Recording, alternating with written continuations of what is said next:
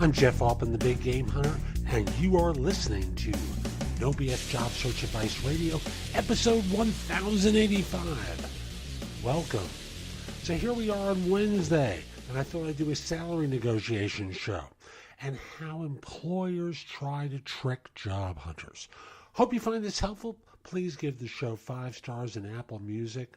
Really, please give the show 5 stars there. And I also want to mention, if you'd like to connect with me on LinkedIn, send a connection request to me at linkedin.com/IN/the Big Game Hunter. Oh, almost forgot. I just launched another class on Skillshare about second interviews.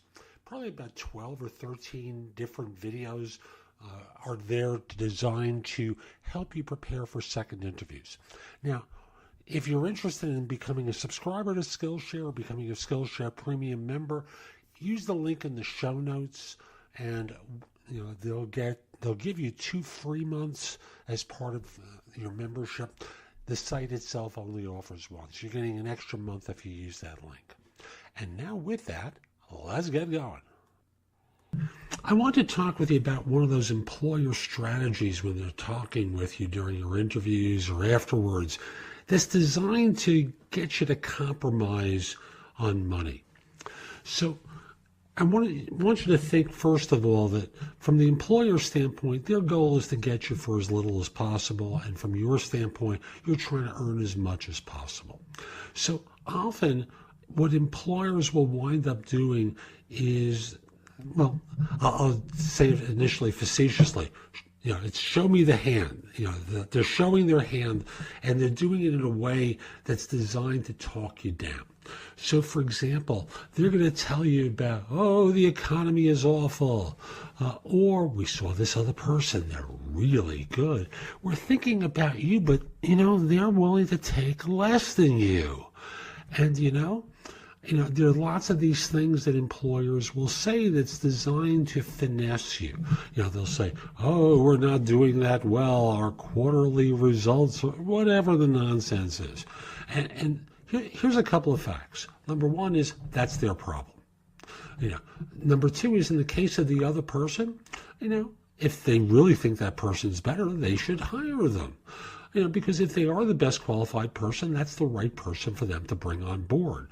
The $5,000 more or $10,000 more that you're asking for is going to be made up by more in the way of productivity. And they wouldn't be raising the subject unless they were thinking favorably of you.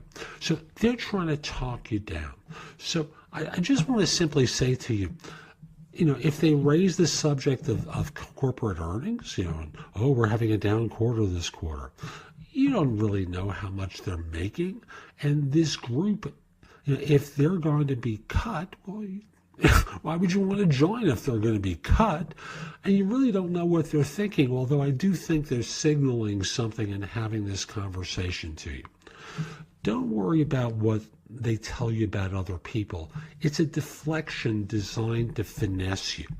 You have to always be thinking that your value, the value that you've assessed yourself for, is really the correct value. And that if you haven't done your research, that's one thing. But I'm working with the assumption that you have. So you have to think positively in terms of how you're presenting yourself and your potential effectiveness. Because frankly, if you don't have the value, they wouldn't be raising this as a subject. So don't fall for their game. Instead, state very clearly, if they raise the subject of the other person, say, I don't wish to be rude, but, I've taken a look at my valuation on the market. Other firms seem to think I'm worth this amount of money. And frankly, if you think the other person's better, you should hire them. But at the end of the day, if you decide I'm the right person for you, and certainly this seems like a great opportunity for me, I just want you to make your strongest offer. Now, this approach really applies to business owners as well. Have you ever gone into a negotiation where you're trying to sell a product or a service, and the buyer basically says something to the effect of, I've got 3 other proposals, and 2 of them are for less than you. that's great. You should buy one of them if that's the thing that's most important to you. But if you're looking for someone who can, and then you start reselling it.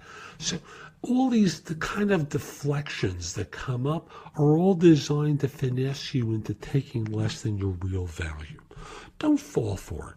Instead of doing that, stand your ground. Do it in a polite way, and is it going to work all the time? No. But if you take 10% less, if you take $5,000 less than your real value, who's really hurt? The hiring manager feels like a hero because he or she got you for less money, but you're the one who has to live with the consequence of the decision.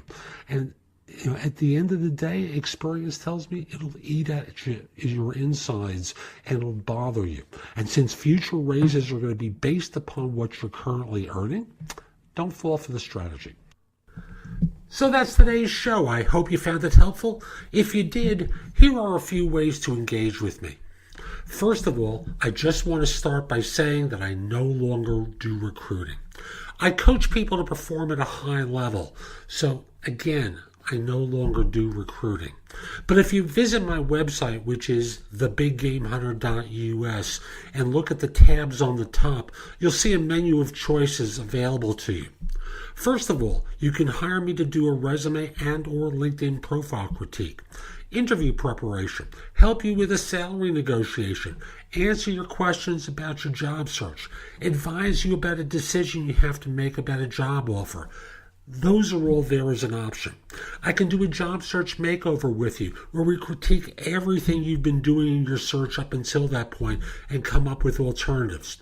If you're relatively early in your search, we can do a complete coaching program where I work with you from beginning to end in half-hour increments so it doesn't have to take a lot of time for each session.